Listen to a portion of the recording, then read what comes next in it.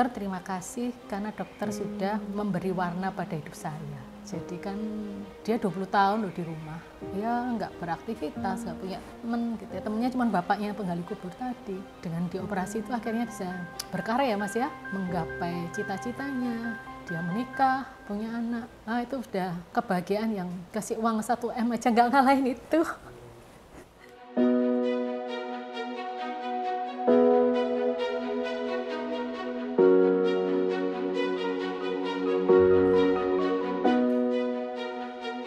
Saya meyakini bahwa yang dinilai Allah Subhanahu wa Ta'ala itu adalah bukan hasilnya, tapi prosesnya. Makanya dalam bisnis itu saya sering, yang penting itu kita usahalah. Jadi mengenai hasilnya itu kita tawakal pada Allah. Karena kalau kita mencampuri hasil itu berarti mencampuri Allah untuk menentukan hasilnya gitu. Padahal hasil itu adalah hak prerogatif Allah Subhanahu wa Ta'ala. Tapi tetap ada target. Oh iya, tetap ada target, tetap kita maksimalkan potensi yang Allah berikan kepada kita itu.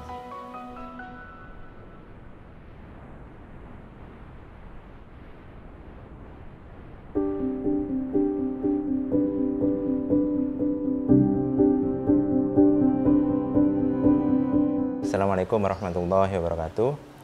Nama saya Muhammad Rusli. Saya asli Gresik. Ini istri saya, Dr. Uyi Unari, spesialis mata konsultan. Kita menikah tahun 93 ya, jadi sudah 31 tahun. Boleh diceritakan nggak ketemu ibu di mana waktu itu Pak? Kami ceritanya itu dikenalin ya, kami nggak sama-sama kenal. Jadi ada data dari Iya dari Pak Rusli, terus saya serahkan ke orang tua. Kalau Bapak dan Ibu setuju, saya setuju. Tapi kalau Bapak dan Ibu nggak setuju, saya juga nggak setuju. Terus Bapak saya mempelajari, terus bilang ya kalau Uyi senang setuju, Bapak setuju. Gitu. Tapi setelah menikah kan saya kepo ya, saya tanya Bapak saya kenapa kok Mas Rusli diterima gitu ya. Sederhana Bapak saya bilang begini, Rusli ini yatim sejak umur 8 tahun. Kalau kemudian dia bisa kuliah di ITS dan hampir lulus, itu sebuah poin bahwa Rusli ini seorang yang bertanggung jawab. Begitu saja. Jadi penilaian Bapak saya sederhana, bukan ditanya, oh kamu udah kerja apa, gajinya berapa, enggak. Dulu tuh setelah dokter umum lulus nggak bisa langsung bekerja ya. Jadi ada ikatan kerja namanya PTT. Dokter PTT itu dokter pegawai tidak tetap. Kalau nggak ditempuh kita nggak keluar SIP-nya, surat izin prakteknya nggak keluar. Jadi mau nggak mau harus menjalani PTT. Nah saya itu alhamdulillahnya PTT-nya itu ditempatkan di Gresik. Nah setelah 3 tahun menjalani PTT itu, Mas Rusli ini nggak mengizinkan saya untuk bekerja di rumah sakit atau di tempat lain. Jadi saya praktek di rumah. Garasi itu saya bikin praktek pribadi gitu ya. Jadi bukanya pagi sama sore aja. Setelah berlangsung setahun gitu ya, lama-lama bosan juga gitu ya di rumah. Ternyata gitu kan anak-anak sudah mulai sekolah. Jadi kalau anak-anak sekolah kan sudah sepi di rumah, mau ngapain gitu ya. Terus Mas Rusli itu saran, kenapa kamu nggak ngambil spesialis gitu kan. Sebenarnya sih dalam hati saya itu berat ya, karena spesialis itu nggak gampang kan. Kuliah spesialis itu sama dengan ya S1 dokter umum juga, artinya masuk tiap hari, bahkan sampai sore, bahkan sampai malam, bahkan nginap kalau waktu jaga kan. Sementara saya sudah punya 3 anak waktu itu, yang masih kecil-kecil, jaraknya cukup deket-deket gitu ya. Semula ragu gitu ya, minat saya sih sebenarnya di rumah aja, senang jadi ibu rumah tangga, nggak kemana-mana. Tapi Mas Rusli terus mensupport, sekolah aja, nanti kamu nyesel gitu ya. Karena tidak semua orang itu punya kesempatan untuk sekolah, baik waktu, kemauan maupun kemampuan. Karena saya bimbang, terus saya diskusi sama ibu, kata ibu saya bilang gini, ya udah kok jadi istri ya nurutnya itu sama suami gitu loh. Saya bilang kan abot Bu, saya bilang gitu. Ya supaya tidak berat ya diniatin ibadah, kata ibu gitu. Itu saya pegang betul gitu ya. Terus kodratullah keterima gitu ya. Nah waktu nunggu keterima spesialis mata itu juga cukup lama sih. Menurut saya lebih dari 6 bulan. Kata suami, kok enggak ada pengumuman, kamu tuh keterima apa enggak gitu. Ya enggak tahu. Ya udah kalau gitu nambah anak lagi aja gitu kan. Akhirnya ya lahirlah anak saya yang keempat. Belum sampai lahir hamil ternyata ada pengumuman keterima. Terus saya tuh trauma sebenarnya sekolah dalam kondisi hamil, karena waktu dulu itu koas, DM1 saya hamil anak pertama, DM kedua, tahun kedua hamil anak yang kedua. Waktu PTT hamil yang ketiga, saya bilang kalau sekolah saya nggak mau deh hamil lagi karena cukup berat ya. Nah waktu hamil itu keterima tuh saya minta undur aja gitu ya, karena saya lagi hamil, diperbolehkan gitu ya. Jadi nunggu lahir dulu gitu kan. Terus akhirnya 2003 Mas saya masuk spesialis itu. Nah itu ternyata dikasih rezeki lagi. Jadi saya baru kuliah 6 bulan saya hamil anak kelima gitu loh. Jadi sama Allah itu kayaknya kalau sekolah harus hamil gitu kayak gitu. Nah waktu hamil itu sebenarnya saya mau mundur gitu loh, kan berat ya. Saya nangis waktu itu, saya telepon ibu, gimana ini saya sekolah tapi kok saya hamil lagi. Ibu saya bilang gini, ya kan punya suami gitu ya. Kalau punya suami kan ya keniscayaan bisa hamil kan gitu ya. Terus gimana? Ya udah, terus ibu itu ngingetkan lagi, kan niat di awal sekolah itu untuk apa? Untuk ibadah gitu ya. Jadi ya udah ingetin itu aja, memang berat gitu ya. Berat menurut saya Mas, karena yang nomor 4 belum 2 tahun kan waktu saya hamil. Begitu lahir kan umurnya 2 tahun kan, ya butuh perhatian. Sementara saya kalau hamil itu agak rewel, jadi sampai umur 5 bulan biasanya mual muntah terus setiap hari itu. Tapi ya bismillah ya, diniatkan ibadah gitu ya, jadi akan jadi ringan.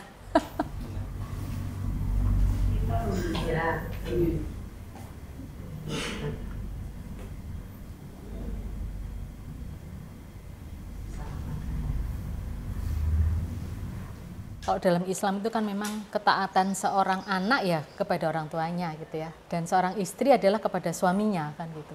Itu yang saya pegang gitu. Jadi saya sejak kecil itu memang paling takut untuk membantah perintah orang tua saya. Termasuk keputusan untuk menikah. Saya sebenarnya terus terang saya maunya menikah itu ya setelah lulus gitu toh. Tapi bapak saya tuh pokoknya minta, pokoknya kamu harus nikah sebelum kamu lulus. Saya nggak ngerti alasannya apa, saya nggak tahu gitu. Dan saya takut untuk membantah itu. Saya bilang nanti aja, saya bilang enggak, pokoknya kamu sebelum lulus kamu harus menikah gitu ya. Terus saya juga tanya kan, kok saya belum selesai kuliah, nanti gimana tentang SPP dan sebagainya. Tapi bapak ibu saya itu komitmen ya, selama kamu kuliah ya nanti saya yang biayain. Terus saya tanya lagi, lah sekolah saya tuh lama loh 6 tahun gitu kan. Kalau tahun keempat disuruh nikah kan masih ada 2 tahun lagi. Gimana nanti kalau saya punya anak, saya bilang gitu. Dan ibu saya bilang ya nanti saya yang ngasuh gitu loh. Jadi ya udah kan udah selesai masalahnya kan. Jadi ya udah saya akhirnya ya saya manut sama ayah sama ibu. Maksudnya kan waktu itu masih menyelesaikan skripsinya juga gitu ya. Nah nanti beliau ini yang mengasuh anak saya yang keempat ketika saya spesialis. Kan saya waktu itu saya mau sekolah tapi gimana anak saya ini kan saya tinggal umurnya 1 tahun. Mas Susi bilang nanti aku yang ngajarin semua, yang handle ngantarkan sekolahku. Ya udah saya berangkat gitu. Dan ketika lulus itu saya bilang sama suami loh, aku wis sinau gitu ya, sesuai yang Mas inginkan. Saya tak di rumah saja gitu kan. Suami saya bilang, oh ya udah nggak apa-apa. Cuman setelah 6 bulan dia bilang, emang nggak sayang punya ilmu nggak dimanfaatkan, nggak diaplikasikan. Terus saya bilang, lah kan yang cari nafkah laki-laki ya, suami ya, bukan perempuan. Saya bilang, enggak, saya enggak nyuruh kamu cari nafkah tetap saya. Kamu tuh hanya mengaplikasikan ilmu yang kamu punya. Kan sayang nanti punya ilmu segitu banyaknya enggak dimanfaatkan, enggak diaplikasikan. Akhirnya yaudah dibuatkan klinik dekat rumah waktu itu Mas. Klinik yang pertama itu, rumah saya dulu dekat sana. Jadi saya tuh punya karakter gini ya, kalau ada peluang itu harus cepat kita eksekusi gitu. Waktu mendirikan klinik itu ya enggak ada pikiran macam-macam, ya mengoptimalkan potensi yang kita punyai gitu loh. Supaya nanti tidak ditanya sama Allah Subhanahu wa taala, kamu sudah dokter spesialis kok enggak ngapa-ngapain gitu. Kan kasihan, sudah diberikan kemampuan tapi kita enggak mengoptimalkan gitu. Jadi kalau ada peluang ya segera kita ambil. Klinik pertama itu kita bangun, selesai, kita resmikan pas ulang tahun pernikahan yang ke-17. Kan 2010 ya, 14 tahun yang lalu kita bikin klinik itu. Memang istri saya memang dari nol ya, enggak pernah bekerja di rumah sakit kemudian juga belum pengalaman kita untuk bisnis klinik ya. Kalau orang Jawa itu ya bilangnya kerikil naik watu dipikir sambil melaku. Awal ya itu aja, tidak ada pikiran macam-macam. Dan juga istri kebetulan dokter mata ya, saya bertanggung jawab untuk mendirikan klinik mata gitu. Klinik mata utama namanya pada saat itu 2010. Ya alhamdulillah sampai sekarang masih beroperasional.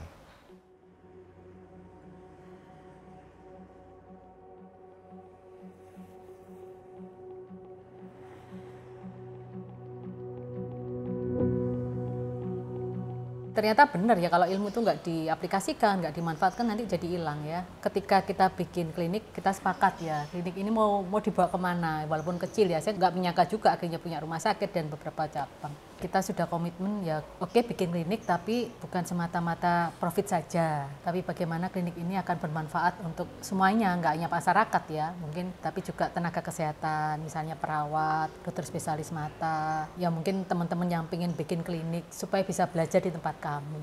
Kemudian bagaimana klinik ini ketika saya meninggal sama Mas Lucy tetap memberi manfaat. Jadi akhirnya kita punya misi ya Mas ya, profesional, edukasional dan sosial itu. Jadi profesional tentu saja kami ini selalu mengupdate ilmu, kemudian alat-alatnya juga diupdate supaya canggih gitu ya. Kemudian edukasional, kami aktif memberikan edukasi, tidak hanya intern ya staf kami, tapi juga ke masyarakat, ke dokter spesialis, kemudian ke para tenaga kesehatan yang lain. Jadi tempat training juga gitu ya. Jadi spesialis mata yang pengen mengupdate ilmunya tertentu, teknik operasi tertentu kami bisa ngajarinnya. Kemudian terakhir sosial, karena hobi kami itu memang saya sejak lulus dokter tuh hobi baksos sih. Jadi sepakat klinik itu seperti itu akhirnya kita bikin gitu ya. Tapi karena saya nggak biasa berwirausaha ya Mas ya. Jadi awal bikin klinik itu tentu saja banyak nomboi ya. Nah saya sempat galau ya waktu 2 tahun awal itu. Jangankan untung gitu ya, Pak Po aja enggak gitu ya. Jadi benar-benar biaya operasional itu lebih banyak daripada pemasukan pendapatan. Lalu bilang saya masuk gimana ini mau dilanjutin enggak gitu kan ya. Kata Mas Susi, ya lanjut aja kenapa enggak gitu. Karena klinik itu bukan kayak jualan kue yang kita misalnya bikin terus hari itu laku. Kalau enggak laku ya diobral mungkin ya. Tapi kalau jasa itu butuh waktu, kata Mas Susi. Oh ya sudah, karena kan saya nggak pengalaman berwirausaha, saya manut aja. Tahun 2013 ya, waktu itu kan belum ada CKN ya, BPJS ya. Jadi klinik kami itu 5 tahun awal itu memang menerima pasien umum saja sama baksos. Awal-awal bikin klinik itu supaya kliniknya kelihatan rame, kita bagi voucher untuk pemeriksaan gratis. Jadi sejak awal klinik kami nggak pernah sepi, karena banyak orang periksa. Tapi nggak ngerti kan mereka gratis gitu ya. Terus dokternya juga nggak bengong gitu loh, kan kita ada dokter juga selain saya, ada yang lain kan. Jadi mereka kita periksa gratis, minimal kata Mas Susri, minimal mereka merasakan pelayanan kita. Nanti perkara dia beli obat di tempat kita atau nggak dibeli obatnya ya nggak apa-apa, perkara lain gitu. Jadi kerjaannya perawat saya waktu itu yang nyetempelin tanggal berlaku voucher itu dan membagi ya ke RT, ke RW, kemudian ya ke masyarakat, ke komunitas, ya ke gereja, ke masjid, kemana-mana Mas, supaya dikenal. Saya sendiri turun langsung ke setiap fasilitas kesehatan primer, misalnya klinik atau puskesmas, mengenalkan bahwa saya punya klinik, saya terjun sendiri. Terus pada tahun 2013 itu, tahunnya kan setelah kita bikin rekapan, gitu. Ternyata 2013 itu operasi yang gratis itu jumlahnya sekitar 1.300-an ya Mas ya, setahun. Sementara yang bayar itu cuma 300. Terus kok dipikir dari mana duitnya? Ya nggak tahu gitu ya. Kalau ada temen yang tanya lebih gimana Mbak, makanya nggak usah dihitung. Kalau baksos nggak usah dihitung duitnya, dilakukan aja, dijalanin aja.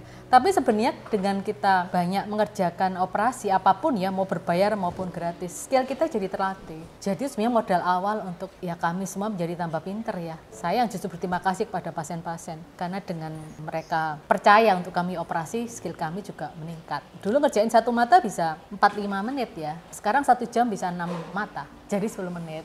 Operasinya cuma 5 menit? Iya, operasinya 5 menit. Sementara kalau mereka yang baru lulus, belum bisa kan lama. Mungkin dari doa-doa yang kita operasi gratis dan sebagainya, itu yang mungkin itu yang dikabulkan oleh Allah SWT, sehingga klinik kami tambah banyak dan kita bisa karyawan juga tambah banyak gitu ya.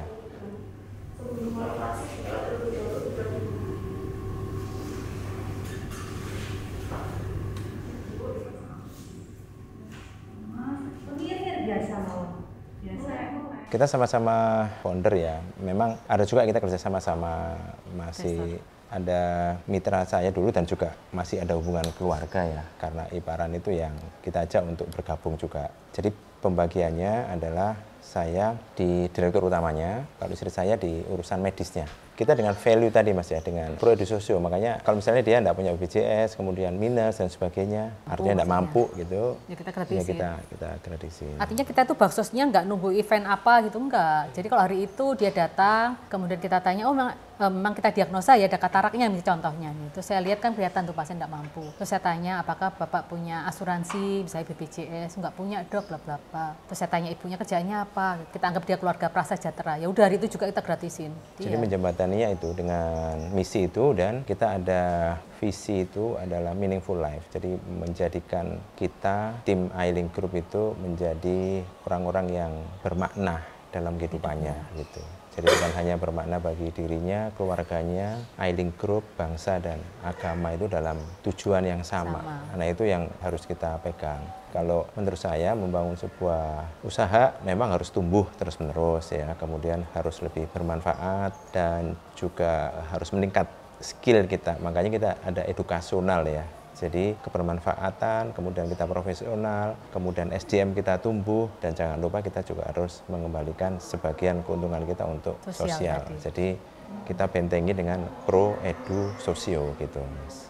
Prodi Sosio itu tidak langsung sejak awal kita ada misi Prodi Sosio. Cuman dalam perjalanan waktu itu di tahun 2014 itu saya pernah ngisi ada sosiopreneur gitu loh. Oh iya bagus juga ya sosiopreneur gitu kan. Karena kita di bidang kesehatan dan memang kita harus menuntut profesional ya. Karena bidang kesehatan itu kan tidak bisa seenak sendiri ya. Seenak sendiri dalam artian standarisasi kita harus perhatikan, kemudian prosedural, ada aturan-aturan tentang medis dan sebagainya itu memang harus kita kuatin ya, kita harus profesional gitu munculnya. Nah kemudian dalam perjalanan waktu itu ternyata istri saya mungkin cerita bisa bagaimana perjalanannya akhirnya bisa operasi, istilahnya dalam operasi katarak itu ada operasi vekoemulsifikasi gitu ya. Nah dia mencari guru itu repot banget gitu. Jadi setelah lulus itu saya waktu itu yang belum dikasih skill tentang teknik tertentu namanya veko gitu ya. Nah sementara saya sudah trauma sekolah lama ya Mas. Jadi sebenarnya ada sih kalau mau sekolah di luar negeri, misalnya ngambil fellowship atau ngambil kursus singkat 2 minggu, 2 bulan gitu, bisa di Singapura atau di India atau di mana. Saya nggak mau, saya bilang cukup saya sekolahnya, sudah saya jangan dirayu lagi untuk sekolah lagi. Kalau gitu ya udah cari guru aja. Mesin sudah diberikan oleh Mas Rusli, mesinnya cukup mahal ya, ratusan juta. Saya bilang aku lu guru iso operasi kok mau tuh kok kayak mesin kuwi. Ya bendang iso. Akhirnya saya nyari guru. Ternyata nggak mudah loh. Mungkin ada orang yang operasinya bagus, ternyata dia bukan seorang guru. Artinya kalau dioperasi untuk dirinya sendiri bisa, tapi untuk ngajarin ternyata sulit juga ya. Sejak saat itu saya berniat pokoknya jangan ada lagi orang yang seperti saya setelah lulus spesialis mata untuk cari belajar teknik veko itu kesulitan. Nah, akhirnya yaudah gimana caranya tempat kita itu jadi tempat belajar bagi teman-teman sejawat yang belum bisa teknik tersebut. Makanya muncullah edukasional.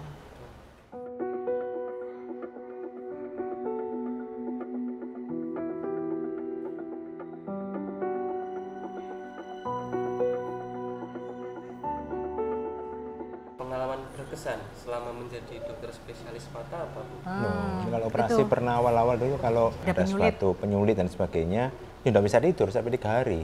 Saya merasa bersalah gitu ya. Kalau dalam dunia medis itu ada penyulit ya, karena setiap mata itu kan ada tingkat kesulitannya masing-masing. Sebenarnya kalau ada penyulit ya nggak apa-apa ya, tinggal kalau kita belum punya alatnya tinggal dirujuk aja gitu kan. Tapi saya kan sebagai seorang dokter itu merasa bertanggung jawab gitu ya. Kok sampai terjadi penyulit saya nggak bisa ngatasin gitu kan. Tapi Mas Rusli bilang, kamu memang ada nggak sih niatan untuk bikin kasus itu terjadi komplikasi misalnya? Ya nggak ada niatan. Ya sudah, kamu udah belajar dengan baik, berusaha dengan baik, toh akhirnya terjadi komplikasi itu kan di luar kendali gitu.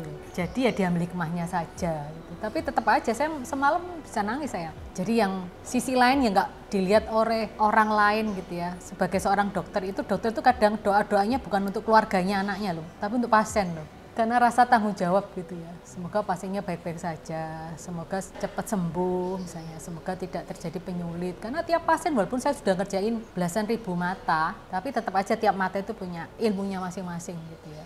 Dan konon katanya di barat sana gitu ya, dokter spesialis yang tingkat depresinya paling tinggi itu dokter mata. Karena pasiennya nggak meninggal Mas, datang terus, kontrol lagi kan, ketemu lagi gitu kan. Pasti kan komplain terus, pasien jantung, pasien stroke kan udah meninggal ya, nggak ketemu lagi kan. Tapi di satu sisi kebahagiaannya juga banyak. Pada saat orang buta kemudian bisa melihat itu kan luar biasa. Ada komplikasi kan semua profesi, atau bahkan kalau kita naik motor kan juga ada resikonya kan. Tidak ada yang menjamin orang naik motor atau naik pesawat bisa selamat. Tanda tangan Pak ya, saya mesti selamat sampai tujuan kan, tidak ada yang berani. Dokter pun juga gitu kan. Pak, saya berhasil 100%, ya tidak berani. Iya, jadi saya itu nggak pernah menjanjikan misalnya kalau habis operasi pasti bisa melihat, enggak Mas. Diusahakan, diupayakan untuk ke sana, caranya alatnya canggih, dokternya begini-begini, tapi nanti hasilnya kita nggak ngerti. Bisa jadi penglihatannya lebih buruk, bisa lebih baik. Selalu saya tekankan seperti itu karena nggak ada yang serba pasti ya.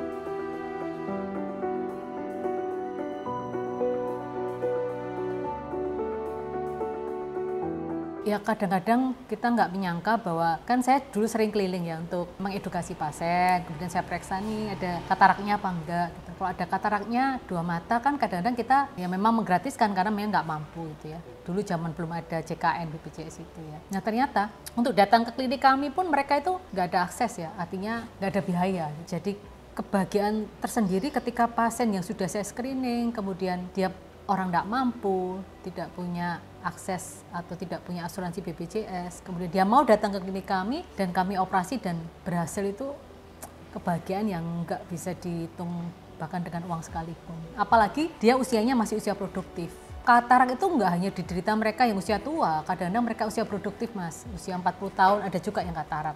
Padahal dia tulang punggung keluarga misalnya. Saya pernah operasi pasien bawean, laki-laki tulang punggung ya. Datang ke klinik kami, saya lupa ini, insya Allah pasien ini juga gratis karena dia nggak mampu. Kalau orang itu kan bisa melihat walaupun dengan satu mata ya, dia dua mata nih, nggak kelihatannya. Saya bisa melihat apalagi itu rasanya itu seperti surga gitu ya, karena saya sudah mungkin lebih dari 5 tahun nggak bisa bekerja gitu ya. Itu senangnya luar biasa, nggak bisa dinilai dengan uang gitu ya, dengan apapun. Dan pasien seperti itu banyak karena saya sudah 14 tahun ya menangani mereka. Jadi ya mungkin benar jauh dari nyawa, tapi dengan kita tidak bisa melihat itu menjadi beban, tidak hanya harus ada satu orang yang menjaga ya, tapi beban karena dia usia produktif kan, jadi nggak bisa menafkahi keluarganya. Ini yang paling berkesan mungkin ya. Ada anak muda Mas, umurnya 20-an, diantar bapaknya. Sudah operasi sebenarnya sejak kecil, dia katarak sejak bayi. Dan dia datang ke tempat kami, kondisinya buta, dua-duanya ya kan. Terus saya periksa, wah cukup sulit juga. Dan saya biasanya kalau sama pasien itu saya ajak ngobrol, jadi nggak hanya penyakitnya aja kan. Sekolahnya sampai apa, kan kondisinya buta itu. Saya tanya udah berapa lama? Udah lama dok, sudah sejak saya SD saya kayak gini. Nah kamu berarti sekolahnya sampai usia berapa? Saya nggak sekolah, SD pun nggak lulus. Karena nggak kelihatan. Oh, terus kamu ngapain sehari-hari? Ya di rumah, di kamar. Nggak keluar yang karena nggak kelihatan dan dibully juga kan ya. Lah terus kok baru kesini? Saya bilang gitu. Ya saya pengen mungkin bisa dioperasi di sini karena tetangga saya banyak dioperasi. Kadang-kadang pasien nggak ngerti ya penyakitnya sama apa enggak, dipikirnya semua bisa dikerjakan. Terus saya lihat, terus saya diskusi sama tim, diapain ya pasien ini ya? Lensanya sudah terpasang Mas, cuman karena kena radang akhirnya tertutup lagi. Jadi penglihatannya nggak kelihatan. Akhirnya saya bongkar. Jadi lensa yang lama itu saya ambil, terus saya tanam lensa yang baru. Alhamdulillah akhirnya berhasil. Jadi jarak mungkin setengah meter akhirnya sudah jauh Mas, sampai mungkin 20 meter dia kelihatan.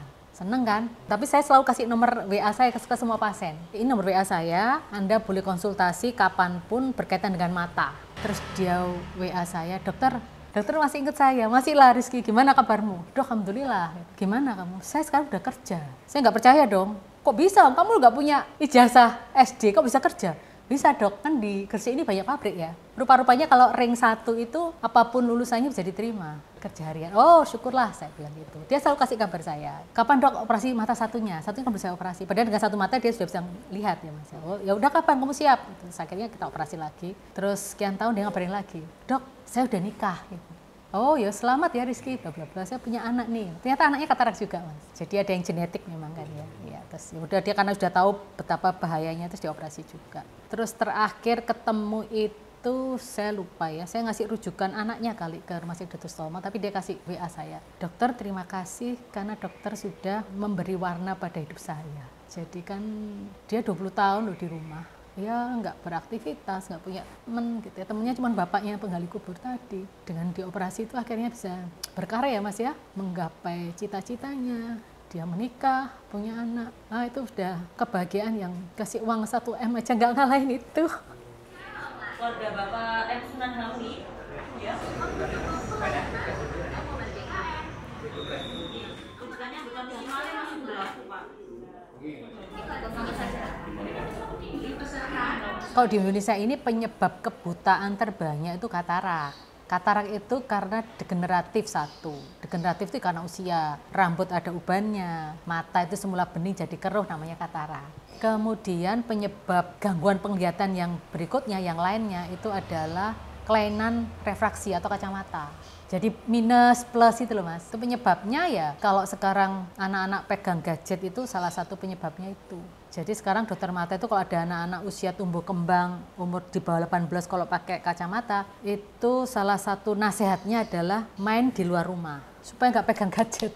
Kalau yang lain yang cukup banyak adalah karena kencing manisnya Mas. Jadi penyakit kencing manis yang komplikasinya ke dalam bola mata ya itu juga sih. Lokasi kliniknya di mana aja Bu? Di Gresik, Lamongan, Bangkalan, Sidoarjo, Trenggalek, Surabaya. Kalau rumah sakitnya di Serang sama Lamongan. Yang Lamongan itu yang baru beroperasi sejak Januari ya.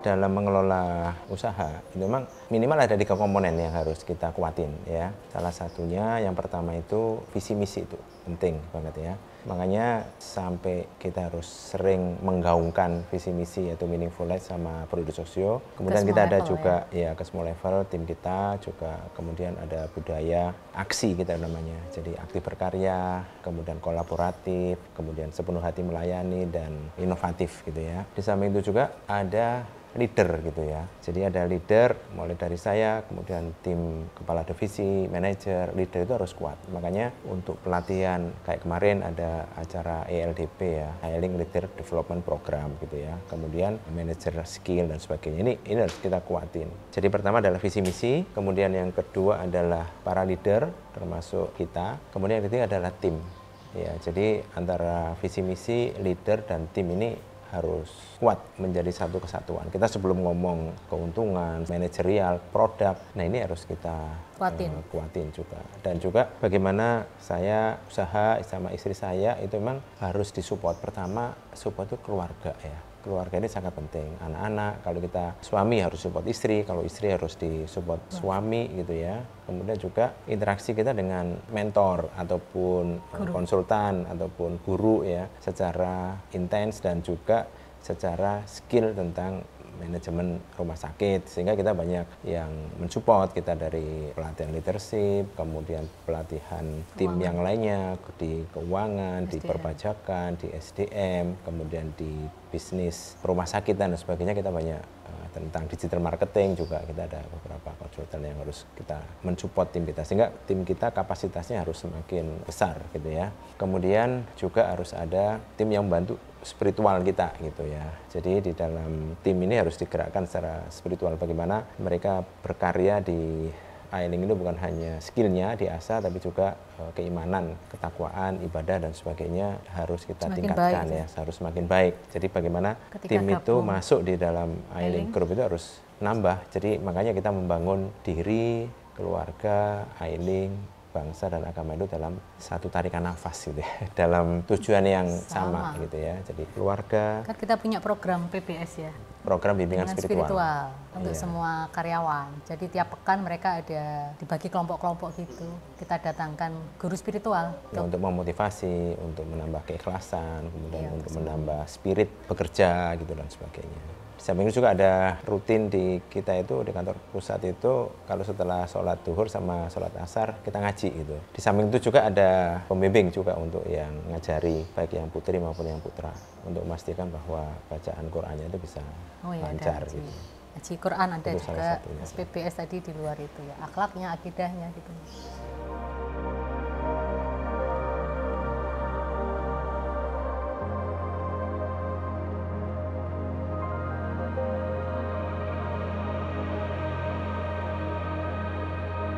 Saya meyakini bahwa yang dinilai Allah Subhanahu wa taala itu adalah bukan hasilnya tapi prosesnya. Makanya dalam bisnis itu saya sering, yang penting itu kita usahalah. Jadi mengenai hasilnya itu kita tawakal pada Allah. Karena kalau kita mencampuri hasil itu berarti mencampuri Allah untuk menentukan hasilnya gitu. Padahal hasil itu adalah hak prerogatif Allah Subhanahu wa taala. Tapi tetap ada target. Oh iya, tetap ada target, tetap kita maksimalkan potensi yang Allah berikan kepada kita itu. Target itu memang sebuah panduan ya, tapi bukan tujuan gitu. Kalau saya memandang tujuannya, kita prosesnya harus mengarah ke sana. Dan yang penting kita meningkatkan kapasitas Jadi gitu kalau ya. target nggak terpenuhi tapi teman-teman tambah pintar nggak apa-apa, tambah tangguh gitu ya, tambah harmonis dengan keluarganya, tambah soleh, solihah ya nggak apa-apa. Kapasitas itu kita mengatakan kapasitas mereka bertambah walaupun targetnya belum tercapai misalnya. Tinggal kita cari penyebabnya kenapa nggak tercapai gitu aja sih. Tapi KPI dan sebagainya tetap ada.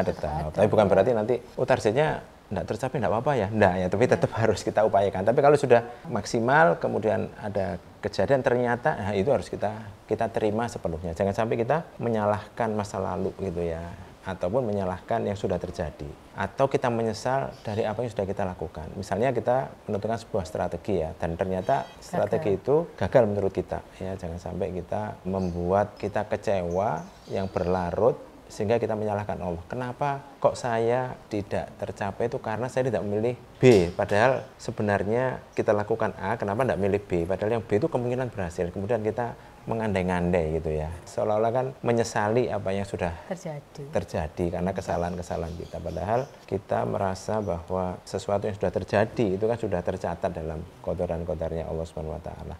Yang bisa kita lakukan adalah bagaimana kita bisa mengambil ibrohnya, dan semua kejadian yang sudah kita lalui itu adalah untuk mendewasakan kita. Jadi saya ingatkan kepada tim itu bahwa kita harus mengikhtiarkan secara maksimal. Apapun hasilnya ya kita terima, kita pastikan harus kita terima gitu. Pak jenengan pun juga termasuk memberikan kesempatan tim jenengan untuk bertumbuh dan berkembang. Tidak takut ditikung, Pak? Awal-awal begitu ya, misalnya ada karyawan terus sudah pintar terus tiba-tiba dia pindah ke rumah sakit lain, awal-awal tuh kayak mangkal ya, maksudnya juga dokter gitu juga ya. ya. Dokter juga kadang-kadang dia kita pinterin terus tiba-tiba dia resign. Lama-lama enggak tuh Mas, kan mau nggak mau tetap bermanfaat karena dia punya ilmu yang sudah kita berikan dan dia bermanfaat di tempat lain. Jadi kalau sekarang ada yang masuk kemudian keluar, saya berdoanya begini, mudah-mudahan di tempat yang baru kamu lebih baik, artinya lebih bisa berkarya. Kami pun juga akan lebih baik ke depannya. Jadi ya santai aja. Kayak tadi ya kan saya bikin training sesuatu, terus dia pengen bikin klinik di kota, di Jawa Timur juga. Ya nggak apa-apa dikopas kok Mas. Malah karyawannya magang 1 bulan free. Ya bener-bener dikopas sak. Mejanya mereknya apa, ini merek apa dikopas sama dia. Ya nggak apa-apa gitu loh. Ya makanya meaningful life itu memang sesuatu gimana hidup ya lebih bagi bermakna gitu loh. Hidup itu bermakna. Anfa'um linnas gitu loh, bermanfaat bagi yang lain. Ya kan. Soalnya saya memandang bahwa pesaing, dalam kata-kata saya pesaing itu tidak ada ya. Jadi yang lain itu menjadi inspirasi aja bagi saya untuk saya bisa melakukan, oh saya tidak melakukan ini ya, di sana sudah, oh saya bagaimana bisa mencontoh suatu hal yang lebih baik lagi gitu ya. Bukan berarti saya yang menjelekkan atau apa ya, mudah-mudahan enggak lah. Menginspirasi ya Mas ya. Jadi saling fastabiqul khairat lah, berlomba-lomba dalam kebaikan gitu sih Mas. Iya nggak apa-apa, jadi kalau ada dokter spesialis mata, Mbak saya mau bikin klinik kayak jenengan, ya nggak apa-apa, datang aja, mau tanya apa saya bilang gitu, nanti timnya saya siapin, mau tanya keuangan nih, marketing ini, mau tanya apa, mau beli alat ini di mana, diskonnya berapa, kasih semua Mas. Kan ada yang mengatakan juga kalau usaha bisa di copy ya, rezeki kan nggak bisa di copy ya.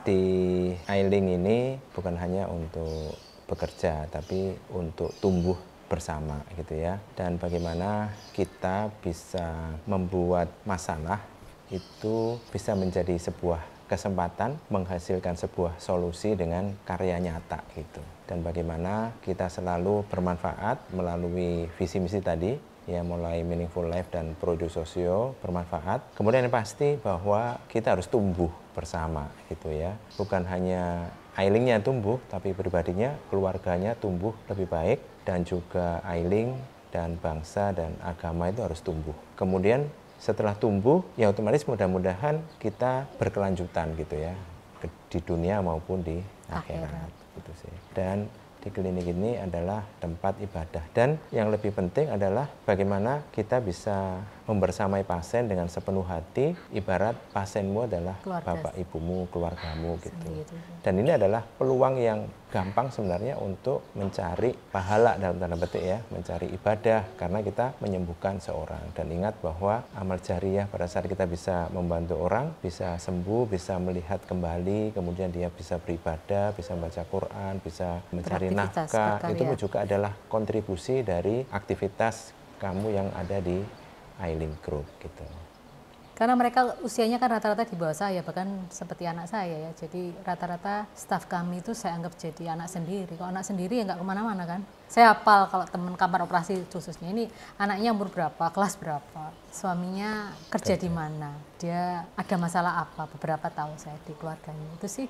Jadi mudah-mudahan saya bukan menjadi seorang pimpinan saja, tapi menjadi teman curhat, teman menyelesaikan masalah, dan ya seperti ibu lah, dianggap ibu. Jadi mereka nggak takut kalau ada masalah apapun, mudah-mudahan mereka terbuka untuk hal yang pribadi saja, terbuka apalagi untuk yang urusan pekerjaan gitu ya. Jadi saya berusaha membangun itu, jadi jangan sampai menganggap saya ini seorang pimpinan yang ditakutin dan diapain, tapi anggap saja saya ini ya ibu kalian gitu ya, yang siap menerima semua keluhan dan mudah-mudahan bisa menyelesaikan. Saya sama istri saya sebenarnya karakternya sangat beda gitu. Kalau istri saya itu lebih terstruktur gitu ya, saya tidak terstruktur gitu. Saling melengkapi gitu ya. Saya suka berserakan gitu ya, istri saya itu suka bersih gitu. Kalau istri saya itu lebih perhatian pada orang, kadang-kadang itu saya kurang perhatian, biasanya gitu sih. Sama tim itu, sering diingatkan sama istri saya. Ojo sak karepe dhewe kadang-kadang. Saling melengkapi Mas. Katanya itu kalau jadi suami istri itu nggak ada yang cocok. Yang ada itu dicocok-cocokkan. Itu kuncinya. Dia apa-apa sih nggak cocok Mas. Jadi gimana kami saling mencocokkan gitu ya. Jadi akhirnya ya saya menyadari pasti ada kelebihannya Mas Yusli, ada kelemahannya juga. Saya pun juga begitu. Jadi yang digedein yang kebaikannya aja, yang kurang baik ya nggak dilihat gitu loh Mas. Karena kalau dipaksa mau diperbaikin, kalau sudah karakter kan sulit gitu ya. Kayak tadi saya suka yang bersih-bersih, Mas Susi agak nggak bersih gitu kan sulit ya. Ya saya menyadari gitu. Cuma Mas Susi ini bedanya sama saya, Mas Susi ini visioner dan dia ini berani bermimpi. Kalau saya takut. Jadi saya nggak mikir ke sana, beliau sudah mikirin ke sana. Baru punya satu klinik, kalau ditanya orang, cita-citanya Pak Rusli gimana? Saya pengen punya 100 klinik, saya mesti nyenggol. Ngawur aja saya bilang gitu. Tapi dia sudah punya mimpi ke sana. Saya nggak tipe orang yang visioner ya. Iya.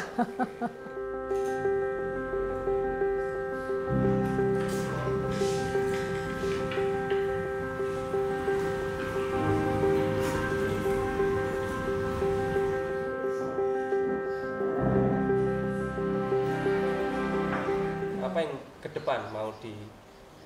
Oh, ke depan.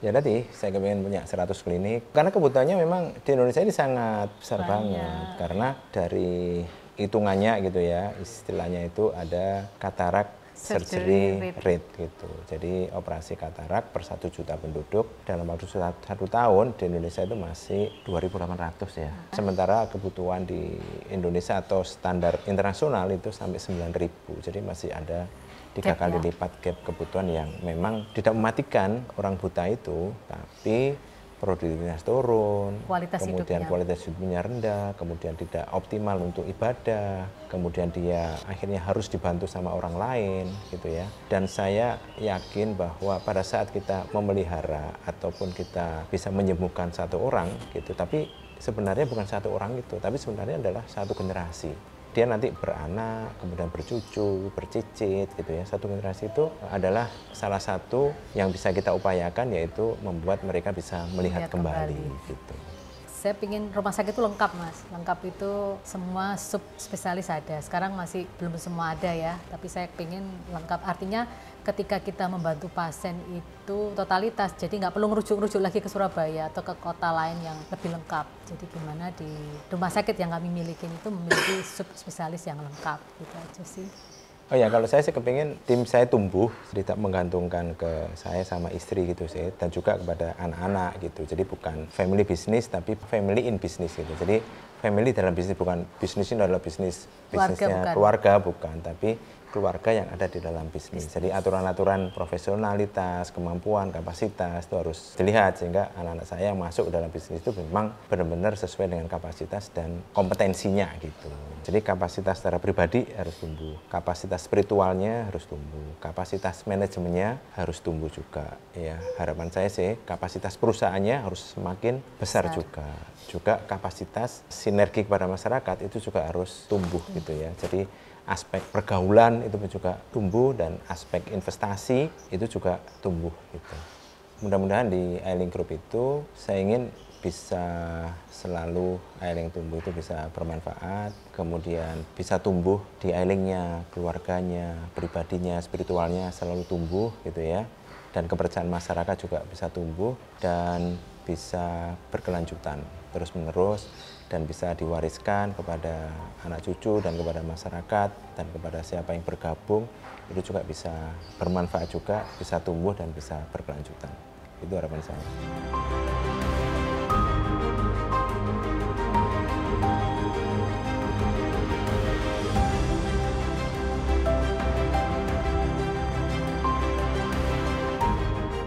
Saya Muhammad Rusli dari Ailing Group dan ini istri saya.